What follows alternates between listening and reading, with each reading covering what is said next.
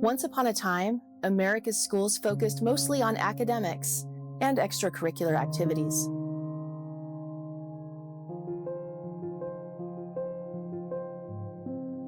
Together with the influence of churches, neighborhoods, and families, many students emerged from high school ready for the responsibilities of adulthood. But today, our schools are neglecting their most important role and instead taking over aspects of students' lives that were once considered sacred. Today, beginning as early as preschool and kindergarten, many schools in America are working to frame students' views on sex, sexuality, and gender. And they are not only instructing students on what healthcare they should seek, but even administering that healthcare within the walls of the school. Relying on recommendations from the CDC, World Health Organization, and UNESCO, schools are pushing and now implementing school-sponsored healthcare for our kids. And they are also instructing our children more and more explicitly on all things sexual, based on theories of sexuality and gender espoused by organizations like Planned Parenthood.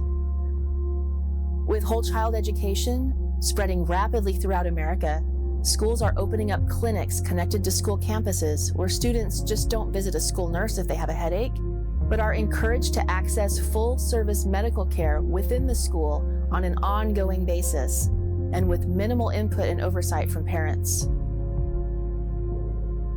Based on what we experienced with healthcare overreach in 2020, it's not hard to imagine how this could go very wrong. With schools instructing our children on the right kind of medical care and then offering it to them right there on campus, you can easily see how some parents could potentially lose their children to this medicalized school model. Whole child education also embraces comprehensive sexuality education, where the schools groom children beginning as young as possible to view genders and sexualities as a spectrum to be explored, and where they are taught by adults who are not their relatives that they, as minors, supposedly have the human right to experience sexual pleasure. Students may even be instructed on methods of achieving sexual pleasure alone or with partners, and all in the name of a well-rounded education. This can take place through books in the school libraries containing graphic sexual content, through dedicated curricula implemented during school hours, and also through after-school clubs.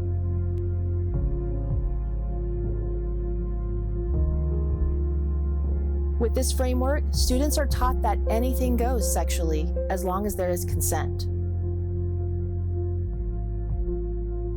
With billions of dollars poured into it by NGOs and foundations, and under the guidance and mandate of the UN and UNESCO, whole child education also encompasses social and emotional learning. And it seeks to re-educate parents, teachers, and administrators to believe that it really is the school's place to assume such authority over students.